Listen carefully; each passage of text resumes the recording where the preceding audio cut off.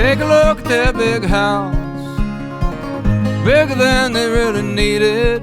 He got the dualies on his pickup when the dealer gave him the choice. Now he's lost his job on the build site, struggling to feed his boys. The red cedar grows, red cedar flows, and long after you're gone,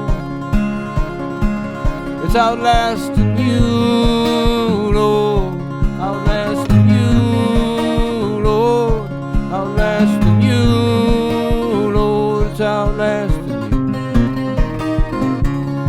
Well, his wife was his high school girl, and they never left this town. Well, it booms and busts and heaves and rusts, but they can't bear to go. And now they couldn't go if they wanted to. There ain't no work anywhere anymore. And the red cedar grows, red cedar flows, and long after you're gone, it's outlasting you, Lord, outlasting you, Lord, outlasting you, Lord, it's outlasting. Well, she's been serving food down at Bud's. He can't stand to see her down there where the desperate men sit and drink, stare a little too long at her legs. And he sits home with the kids at night, hides the worry on his face. And the red cedar grows, red cedar flows, and long after you're gone,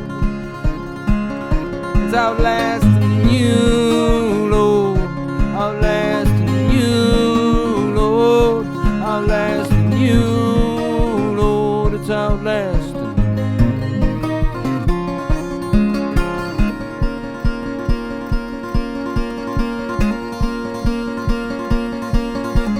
Kids are getting bigger, they can't play outside like it used to be. You know exactly what's lurking out there, you can see it in the news every night.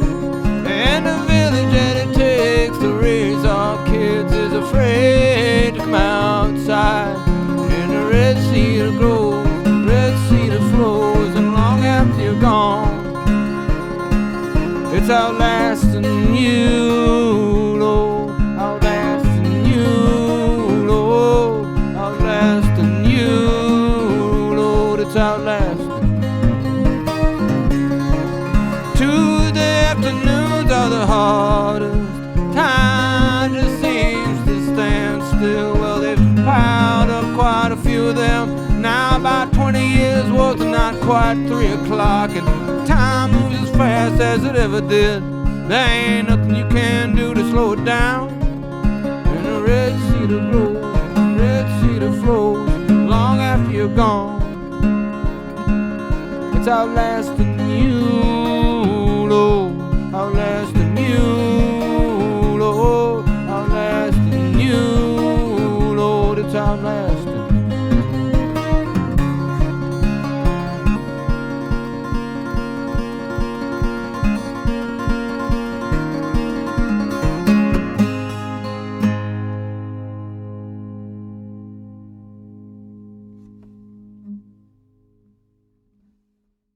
You're listening to The Local Show on 89.3 The Current, and that was Charlie Parr. He's joined me here in the Current studios today, and he just performed a song called Over the Red Cedar. It is one of the tracks from his new record, Stump Jumper. I'm going to say 12th record. Somewhere between 10 and 13. I think it's 13. All right, lucky number 13. Charlie, thanks so much for dropping by the studio. It's been really fun to watch you do your thing for the last 13 years. 2002 is what you call the beginning of your playing professionally, right? Well, yeah. I mean, that's when I quit my job. That's when it got real. That's when I guess I had to start taking it seriously then. I'm still kind of trying to start taking it seriously, but that's when I just quit my job. Well, I think you take it seriously. Well, 13 records in 13 years? Well, yeah, it's been fun. I mean, I think if it had been work, I probably would have went back to work because I like my job. So you're not that inclined to do work. I'm a lazy man. My spirit animal is the sloth. Yeah, And so I think mine might be the same one. It feels good to be around. we should share the same I sloth, think because we then that would even be better for our lazy natures. I agree with you. We'd have to do half as much slothing. Right, exactly. So, if your story, and it's a great one, you've been making music that sounds like it's really from a different time period. In fact, it is. A lot of the traditional stuff that you're playing is from, if you were to place yourself, realistically, at the point at which the sounds and style in which you were playing was really happening a lot, where would that be? Well, the music that I love the most, I think, was recorded between 1927 and up to about 1940, and then starting again in the late 50s, through the late 60s with kind of The folk revival? one of the folk revivals, definitely. But the stuff that when I'm in the car, listening to music, my default is usually going to be old guitar players from the late 20s and early 30s, I guess. I think that's what makes it so compelling now, is that you're doing this thing that there's not, in my mind, a lot of people in the Twin Cities that are doing. I mean, Spider John Kerner is in the family, and there's some other folks out there that are doing this sort of a similar thing, but you really do it well. And to me, your work is indistinguishable from the traditional stuff that you cover. So on this new record, I know there's 10 compositions that are your own and one that is a traditional song. And a lot of times I'm not able to tell the difference between which is something that you got from someone else and which is something you wrote on your own. I was curious if that was your style was to write that way intentionally, or that's just kind of how it goes because that's what's attractive to you in music. I think that just having been a person that's listened to that kind of music most of my life, it just kind of gets into you and affects what comes out of you. It's a you are what you eat kind of scenario. My dad's records when I was a kid, and included Woody Guthrie and Leadbelly and Lightnin' Hopkins and Mance Lipscomb and Johnny Cash and Johnny Horton, and I just grew up listening to that stuff, and I didn't, when I came to songwriting, I didn't think of songs in any other way. I thought of that as the format that I felt closest to, the format that I felt drawn to the best, and that's how I write. And so I think it's just natural that it comes out that way. If your life or your story over the last 13 years were a romantic comedy, and you and Red House Records were the two protagonists, I feel like that's the two people that the audience would want to see together at the end of the film. We want you to have some glorious, maybe a flash mob, overt declaration of love for one another, and some, storybook fairy tale marriage, and that movie ends with you like riding off in a T-model Ford with cars clinking behind the back, or cans clinking behind the back. That isn't exactly how it happened, but you guys have been aware of each other for a long time. I was curious how you finally ended up in a partnership with Red House, which, for those that don't know, is really one of the preeminent folk labels in the world, and it's right here in St. Paul. It is. It's wonderful. And I've been a fan for a long, long time. So this is a really big deal to join that group. It's a huge deal for me. It wasn't something that I was really expecting. I mean, at this point in my life, I'd pretty much decided that, playing music is a very big passion for me. Being involved in the music business is not.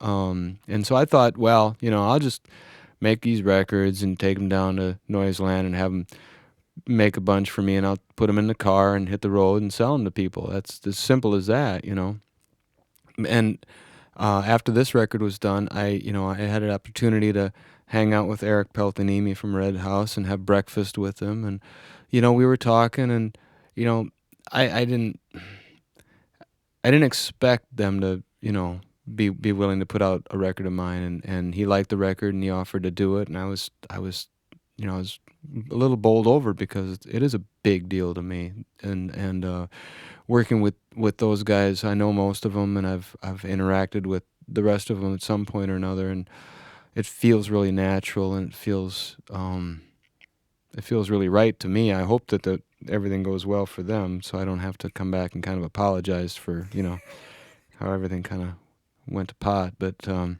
loving it. I'm having a really honeymoony kind of thing going on here in my personal life with them. The romantic comedy, whether they like it or not, is going to get good marks at the box office, and I feel like a sequel is already in the works. You're going to play a song right now from this new record, Stump Jumper, which is called Frank Miller Blues.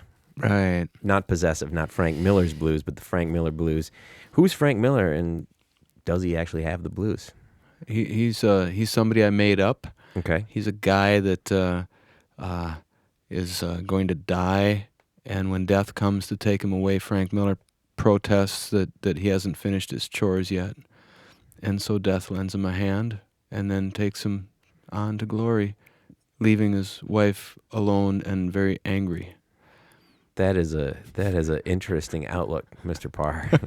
that is a very utilitarian view on life. Like, hold on, death. I'm gonna go cut the yard and rake the leaves for a second, then you can take me. I was raised by Depression-era parents. You got to get your chores done.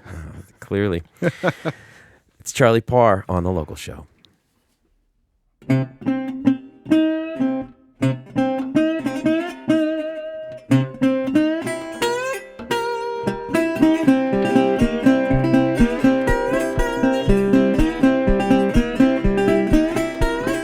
Miller ain't got no money.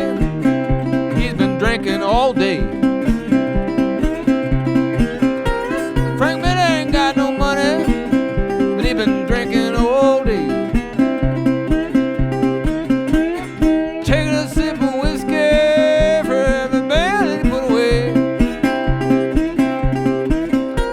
Frank Miller, he lay sleeping behind the wheel of his old Ford. Frank Miller, he lay sleeping behind the wheel of his old Ford. Parked in the corner of the machine shed, shivering in the cold.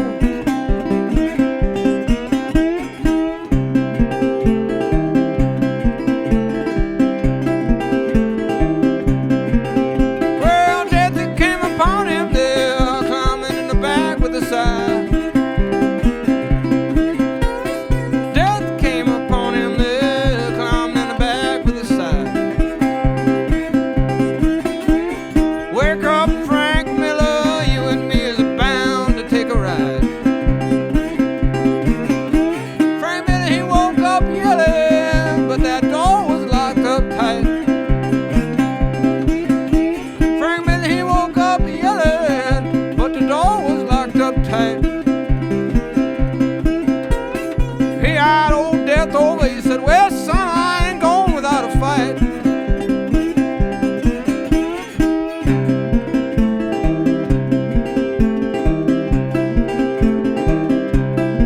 Well, the head ain't put up yet, you know I got to get that done.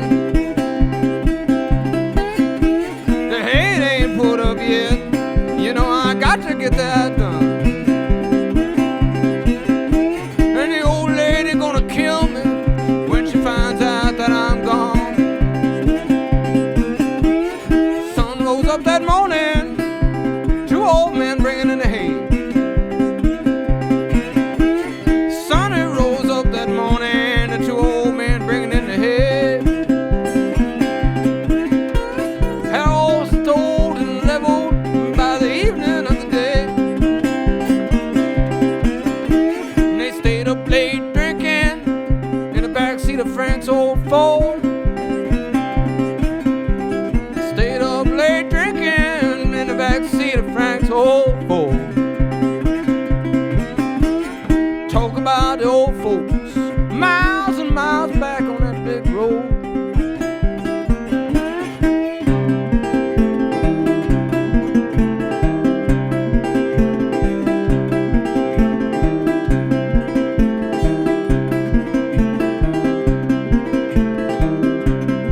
Frank Miller's wife been looking for him. They lay out and down the yard all night long.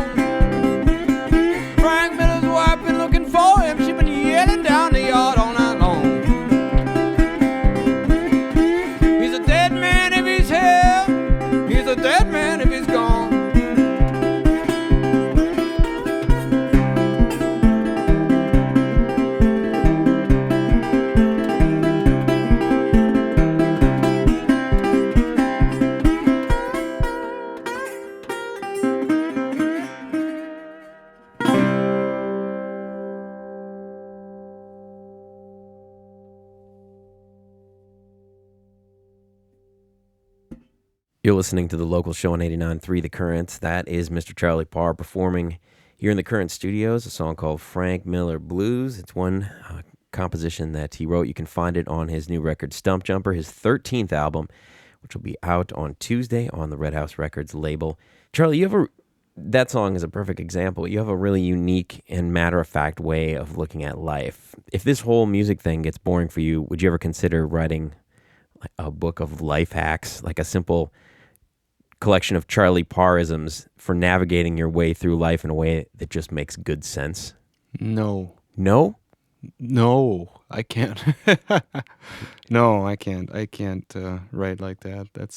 I'm not, I'm not a good person to give anybody advice. I just, trying to make my way. So Yeah. no, when the music business falls apart, and it will, because it's inevitable. But I'm gonna go back to work, and I'm gonna be grateful that I got to do this for a little while because I've been having a blast. So Yeah. but I would never, presume to tell anybody else how to live their lives. I feel like the secret of cooking food off of your engine of your car, what do you use again? The The exhaust manifold is pretty much the only part of the motor that generates enough heat. You do to- this to- though, like out on the Oh, road. yeah. You Yeah. lift the hood of the car, right? Right. And Well, you I put did. your- I had some great success on this last tour because there's a type of rice that I don't know the origin of it is. It's called forbidden rice, and it's black in color. I mean, I'm assuming that some emperor somewhere down the line, forbade his people from eating it or something. But anyway, it's called forbidden rice. It cooks really easily. It's an easy rice to deal with. You can cook that on the manifold of your car if you have 100 miles. You put it in tin foil with some water, throw it on the manifold, and drive for 100 miles. And then the rice is cooked. So then you can add onions and garlic and maybe some peppers. I like peppers, and sometimes I'll put some beans in there, black-eyed peas, something like that. And you go another 75 to 100 miles, because especially out west, you're always going to be driving for 200 miles or so. And then when you get there, your best heat comes when you stop the car and shut the motor off. All that kind of the heat comes straight up off the motor. It's at its hottest. That's when you're kind of finishing the meal. You wait, you load out your stuff, you get a cup of coffee, you do what you need to do. 10 minutes later, you take your dinner off the manifold and maybe cut up a nice avocado on there and squirt some hot sauce on it, and there you go. You just wrote the first chapter of your life hacks book. Yeah. Well, Charlie Parr cooking on the This isn't exhaust me. manifold. This is as old as steam trains. I mean, Well, these sometimes guys it's all just did this. sometimes it's about collecting the information and resharing it, and you get the credit for it. So you hooked up with an artist that we play here on the Currents in a couple different bands. Phil Cook, primarily current listeners would know him as a member of the band Megafaun, but he's been closely connected to that whole Eau Claire community. I believe he played in Diarmid Edison, which was Justin Vernon's band before Bon Iver, and those guys are buddies. And how did you end up hooking up with Phil Cook to do this new record, Stump Jumper? And did you guys have a shared vision going into this thing, or? Well, I met Phil Cook 12 years ago or so in Eau Claire, and and then slowly over the years, as things go, we just kind of, got to be really, really good friends, and he's a dear friend of mine now. When these songs kind of were coming up, they felt a little different to me. I really felt like I wanted to try some new stuff with them, but I didn't know what, and I wanted someone to play them for that I trusted and that I felt like would give me some kind of direction that took into account the way I am. And Phil knows me pretty well, and so I'd gotten a hold of him, and I said, "Will you listen to these songs? I don't know what they feel like. Feels like I want something new. Want to do something different." Meanwhile, he had down near Hillsboro, he had found this farm with this old barn that they were recording Alice Gerard's record in. And he said, "You should come down here and we'd, play some songs and see what happens. And it's not a big deal, That's just the way Phil is. Everything's pretty casual, And I never even sent him a demo then. I just said, I'll be down in October and we'll mess around a little bit. And his band that he's been working with was down there. And, the only thing we really talked about on the way is he asked me what I've been listening to, and I've over the years I've been obsessed and then re-obsessed with Runnin', Jumpin', Standin' Still, the Spider John Kerner and Willie Murphy record. And so I said, I've been listening to that. And he says, what's that? And I said, you haven't what? Come on. Pull the car over. Yeah, exactly. We're gonna cook some beans. We're gonna need to talk a little bit more. But so he got that record, and it blew him away like I knew it would. And so we both, for the 2 or 3 weeks prior to the recording, we both have been like obsessed with Running, Jumping, Standing Still. And that's the only real, that was kind of it turned out to be kind of an influence on the record because we've been listening to it so much. It's the first thing I thought of when I put it on the record. The first track, I was like, go. oh, that's what this sounds like to me. There you go. I think it's a great reference point too, and one that it's a record too that today still sounds like it's on point. It's great. Yeah. It's a great record. So then, is that how the arrival of the piano and the drums, the electric guitar, the bass, stuff that you have kind of kept from yourself in the past, showed up on this record? I think so. And I mean, I've kind of haven't really been interested in that stuff because, I've really been interested in just being by myself and playing my songs the way I want to play them.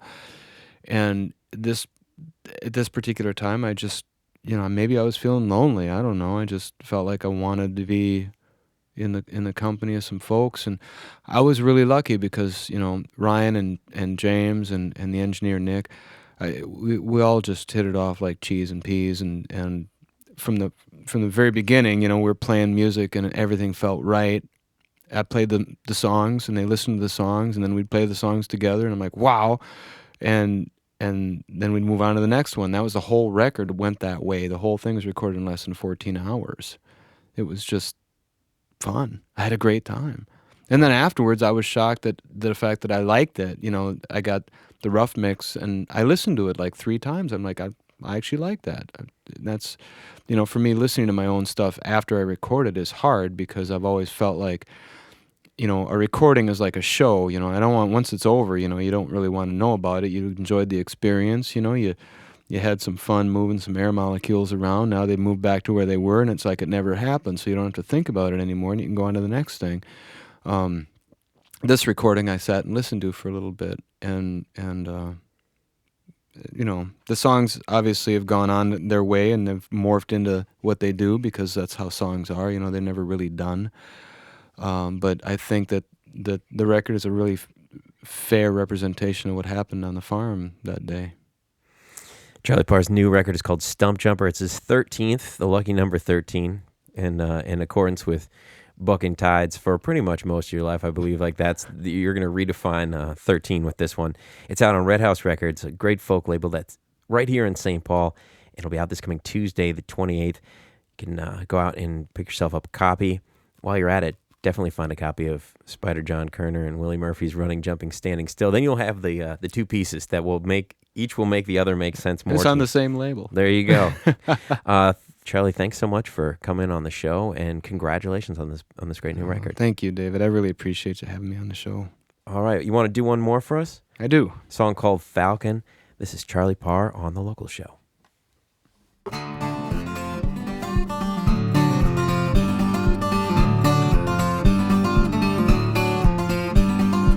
You can call me Falcon, you can say it to my face. I live on the move, have a natural place north of the Red River, where the snow goes deep. I hunt for survival on the ground where I sleep. When I pass by, when I pass by, when I pass by, Lord, please cover up my tracks.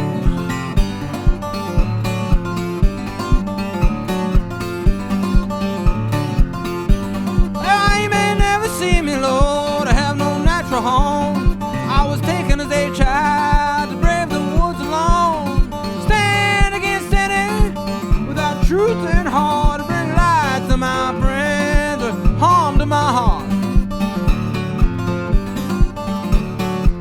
When I pass by, when I pass by, when I pass by, Lord, please cover up my tracks.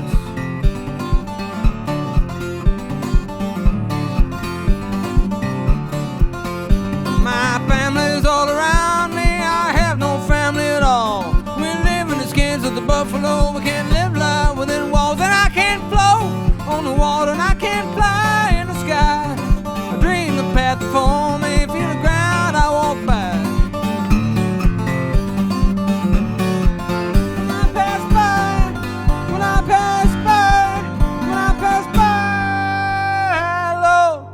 please cover up my tracks.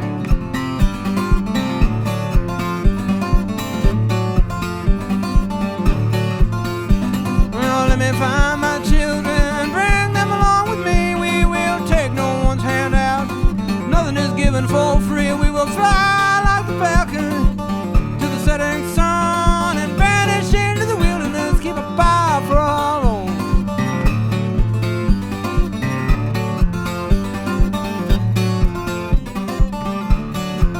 When I pass by, when I pass by, when I pass by, Lord, please cover up my tracks.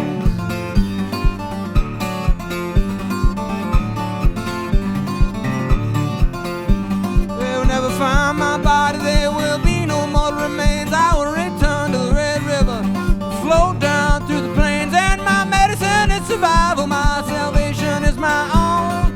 My family is a rifle, and my bed is made of stone.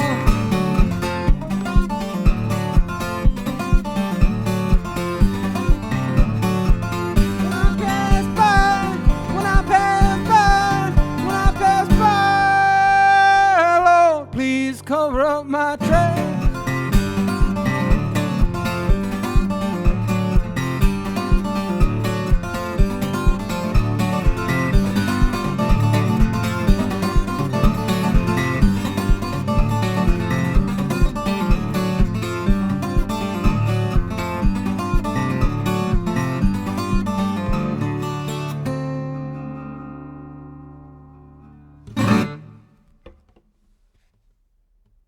The Current is public media made possible thanks to member support.